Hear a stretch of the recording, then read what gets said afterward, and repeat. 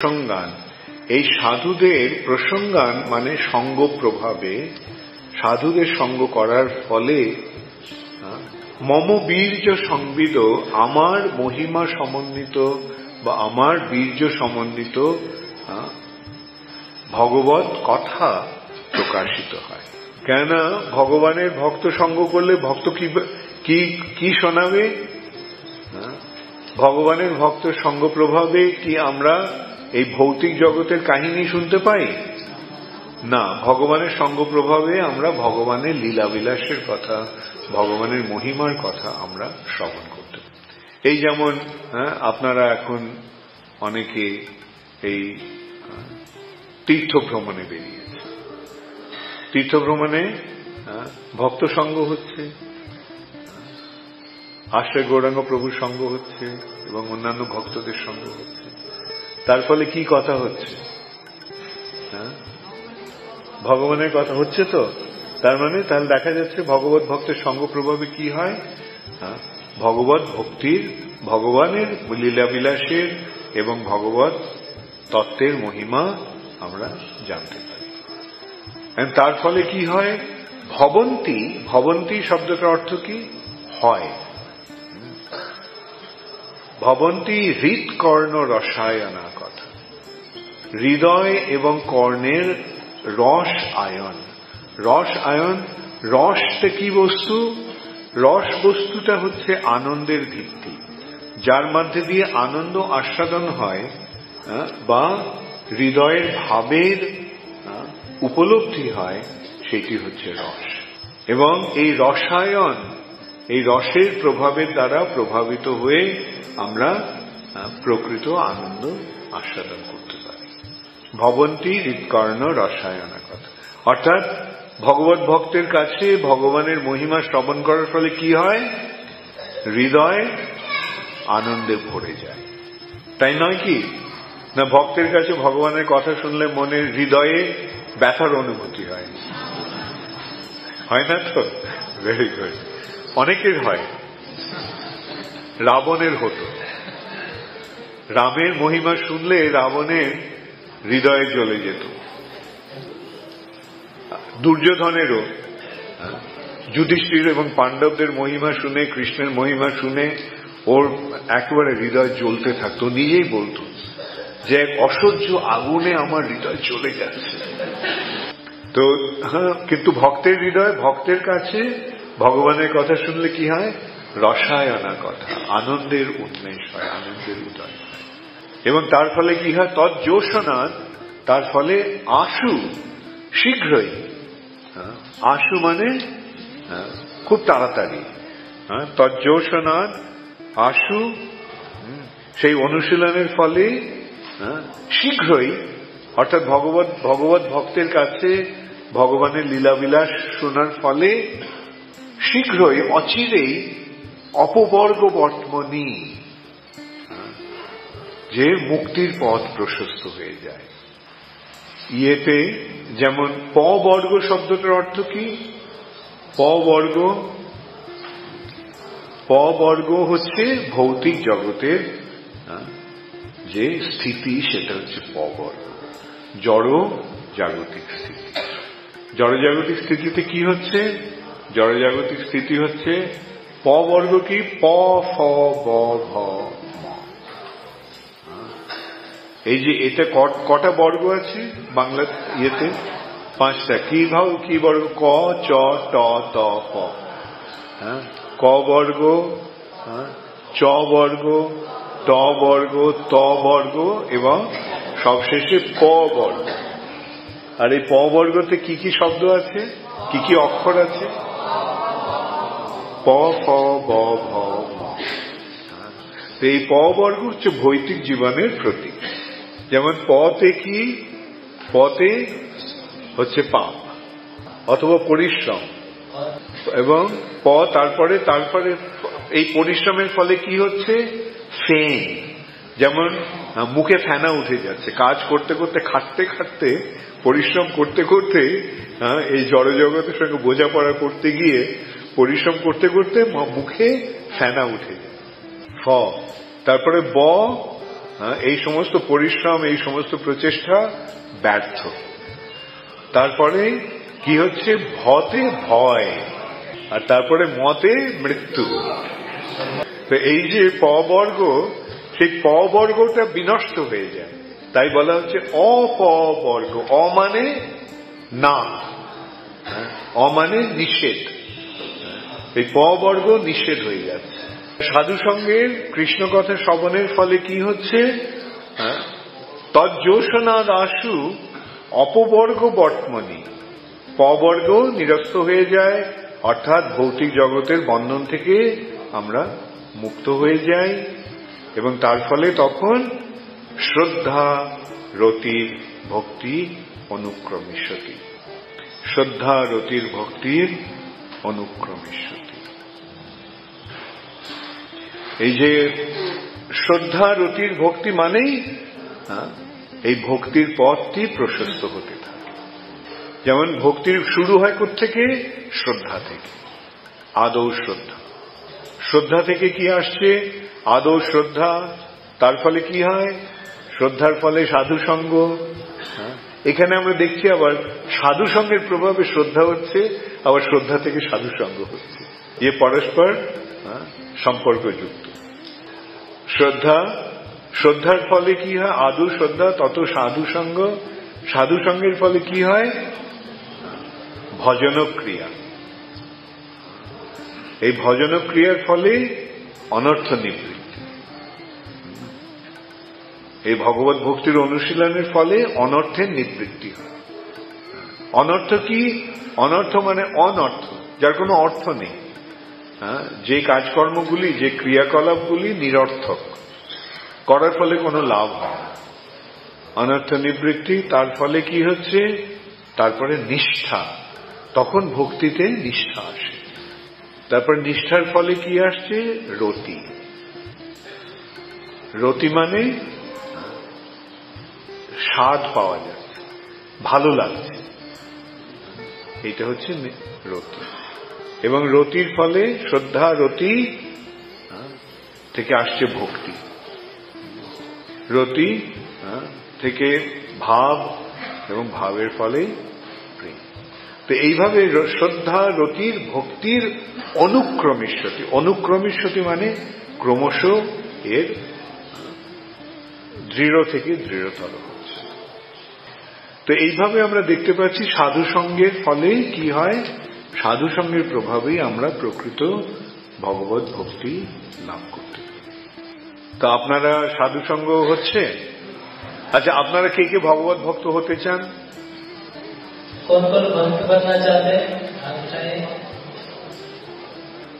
Very good. তো ভগবত ভক্ত হতে হলে কি করতে হবে তাহলে? সাধু সঙ্গ করতে হবে। সাধু সঙ্গ, সাধু সঙ্গ, সাধু সর্বশাস্ত্রে কয় লবমাত্র সাধু সঙ্গে সর্বসিদ্ধি হয়। লবমাত্র সাধু সঙ্গে। লবটা কতক্ষণ? 1 সেকেন্ডের 11 ভাগের 1 ভাগ হচ্ছে লব।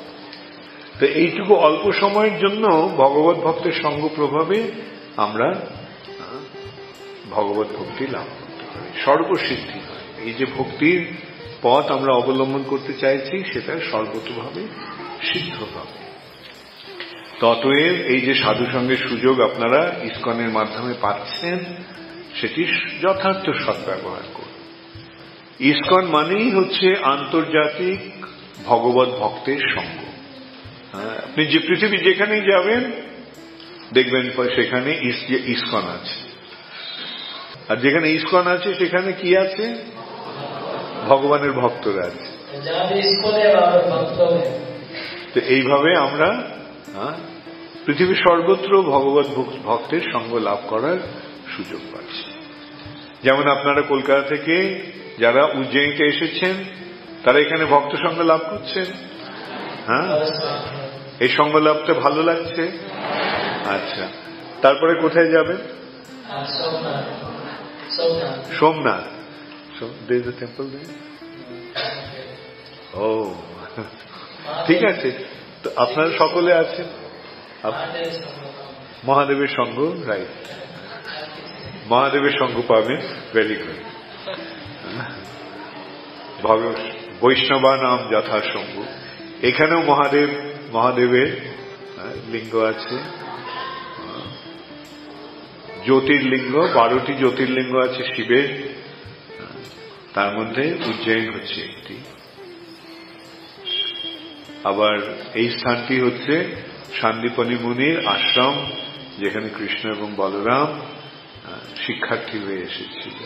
আর ভগবত ভক্তির পন্থাটা অত্যন্ত সরল, খুবই সহজ।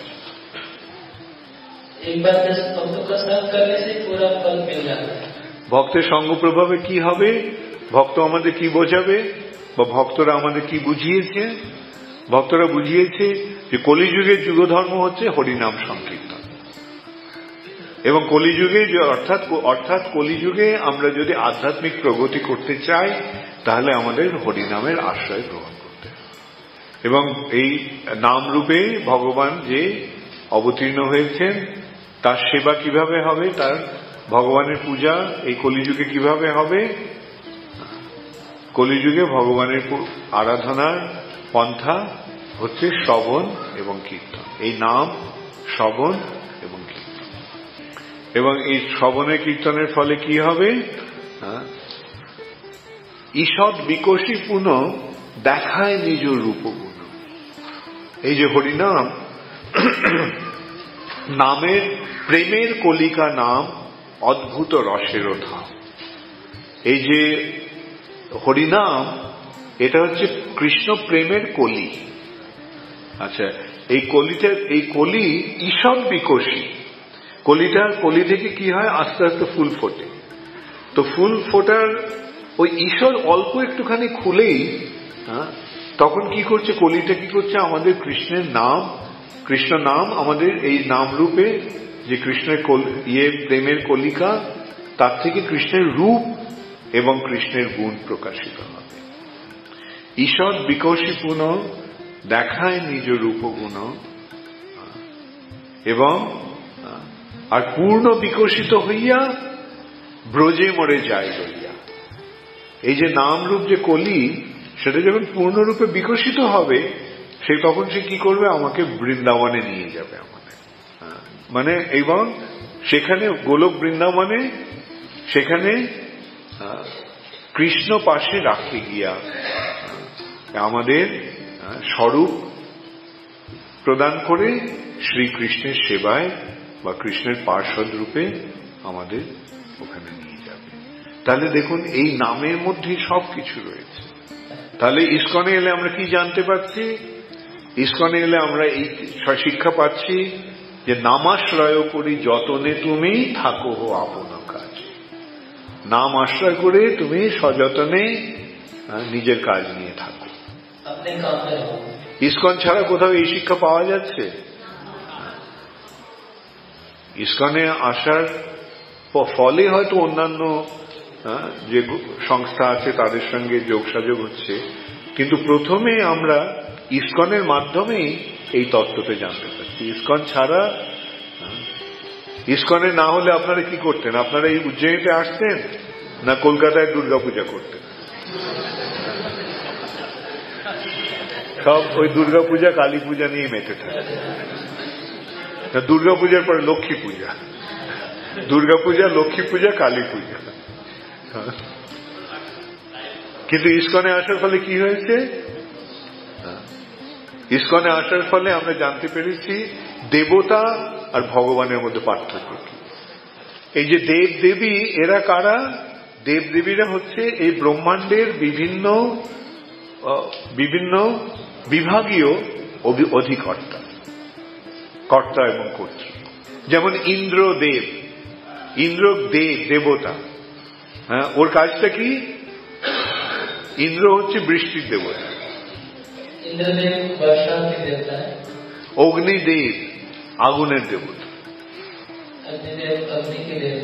বরুণ দেব জলের দেবতা। অর্থাৎ এই যে আগুন, বৃষ্টি, জল ইত্যাদি বিভাগ রয়েছে, সেগুলির অধ্যক্ষতা করছেন এই সমস্ত দেবদেবীরা। এরকম বিভিন্ন বিভাগ রয়েছে, যেমন জলের বিভাগ, তারপরে আর কি বিভাগ আছে আপনারা মনে করতে পারেন? শিক্ষা বিভাগ। শিক্ষা বিভাগের অধ্যক্ষকে সরস্বতী। তারপরে অর্থ বিভাগ, তার কে? লক্ষ্মী। হ্যাঁ, বিশ্বকর্মা। ইঞ্জিনিয়ারিং ডিপার্টমেন্টের অধিকর্তা বিশ্বকর্মা। তো এরা হচ্ছে দেব দেবী। কিন্তু ভগবানকে, ভগবান আর দেবদেবী সমান না। ভগবানকে ভগবান, ভগবান শব্দটার অর্থ কি হচ্ছে? ভগ অস্তি ইতি ভগবান। যার ভগ আছে তিনি ভগবান, যার ধন আছে তিনি ধনবান, যার গুণ আছে তিনি গুণবান। তাহলে ভগবান মানে যার ভগ আছে। এই ভগ বলতে কি বোঝানো হচ্ছে? যে যার মধ্যে সমগ্র ঐশ্বর্য, সমগ্র বীর্য, সমগ্র যশ, সমগ্র শ্রী, সমগ্র জ্ঞান এবং সমগ্র বৈরাগ্য রয়েছে, তিনি হচ্ছেন ভগ।